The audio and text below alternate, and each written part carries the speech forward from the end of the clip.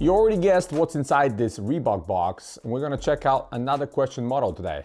Hey guys, welcome back to a Kicks Wizards channel. Today we're looking at the Reebok Question Yellow Toe, and this one actually is quite special for a lot of people, especially those of you that are fans of the Los Angeles Lakers.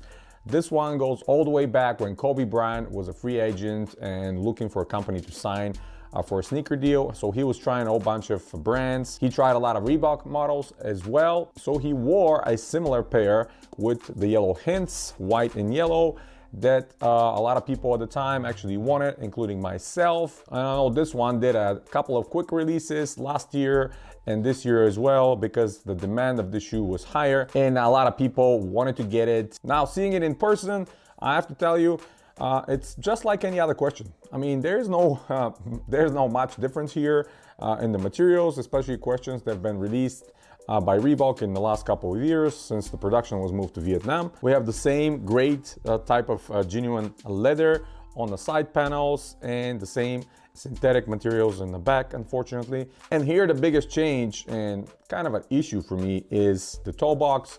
Instead of genuine suede or genuine leather on the toe box, we have this synthetic suede, kind of a thin looking, kind of a rubberized looking.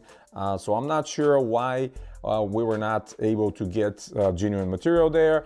Personally, I don't think it would have cost them that much more to implement that. At the same time, the shoe would have looked a lot more premium. You guys are gonna see it on the close-ups, how it looks. I really appreciate the combination of yellow and purple. Really matches the Lakers jerseys. They even go to the extent of putting some yellow underneath the hexalite and painting the top of it, the top of the hexagonal sails, purple again. Same goes for the Reebok writing on the lace loops and the Reebok vector on the medial side. On the back, we have a question logo in purple, and we have the number 3 in purple and yellow as well. And the outsole is translucent, heavily yellowed outsole.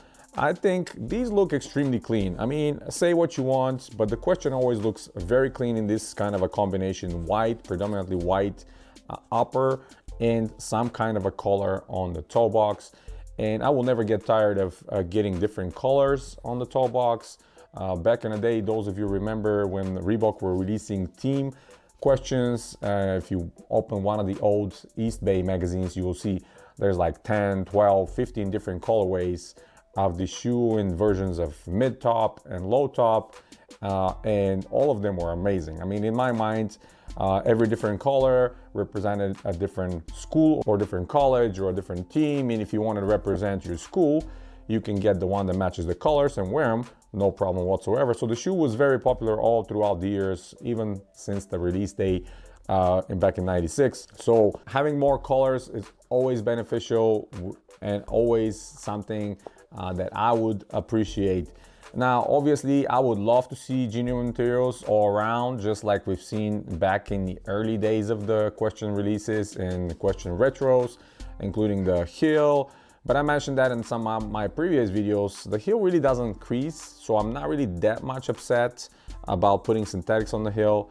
But I'm not a fan of putting synthetics on the toe box, just because when they crease, the synthetics don't look good.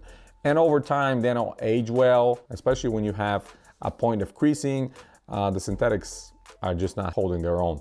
We have a rope laces again. These are not the cotton ones, and no genuine leather on the tone. So expect this one to start cracking and peeling in about 10 to 12 years. These are produced in September of last year. So about, again, 6 months ago, pretty recently. The tone is nice and comfortable as all the other questions. And one of the biggest questions for me back in the day was why did Reebok not create any lace holders or ton proper on top of the ton for the question model? That's one of the few models that I know that doesn't have that, to when you lace them, to hold your ton right in the middle. And a lot of you know, especially those that play basketball back in the day with them, the ton eventually starts twisting sideways and kind of doesn't look very centered. The insole here, again, no ortholite, no Reebok Athletics, just run-of-the-mill insole, nothing special about it. It's yellow painted with purple Reebok on top, and so not much frills over here to talk about when it comes to the insole. A lot of people have asked me, do you know if Reebok will ever bring the crash pad thick polyurethane insole? I personally don't think so. And to be entirely honest with you guys, personally, I prefer them to implement the Reebok Athletics insole because that one will last forever. And I already have questions they released 10 years ago with the crash pad insole, and they're already disintegrating. And if you don't catch them on time to pull them out while they're starting to crumble, you're gonna have a huge problem because that polyurethane becomes very sticky, and scraping it off the fabric and off the bottom of the platform becomes impossible, and they're gonna become unwearable very quickly. So keep them separated. What I've done on all my 2010, I guess, and slightly later and slightly earlier questions, I pulled the insoles. I put them in a separate compartment in the box. That way, if they start aging and crumbling, they're not gonna damage the shoes, and I can always put something else inside the shoe and still wear it, no problem. Now on feet, they look amazing. Just like any other question, I'm a huge fan of the model. When you put them on feet, they're bringing the bulky, attractive 90s look on them. And of course, any color you can, if you have tons of questions like myself, you can match the color with some of your clothing. It always looks very stylish when you have some little hints of color like that matching some other garment that you're wearing. So long story short, absolutely love this Lakers colorway. I wish that they put some signature for Kobe maybe here. I know with rights and all that stuff, it would have been a lot more expensive.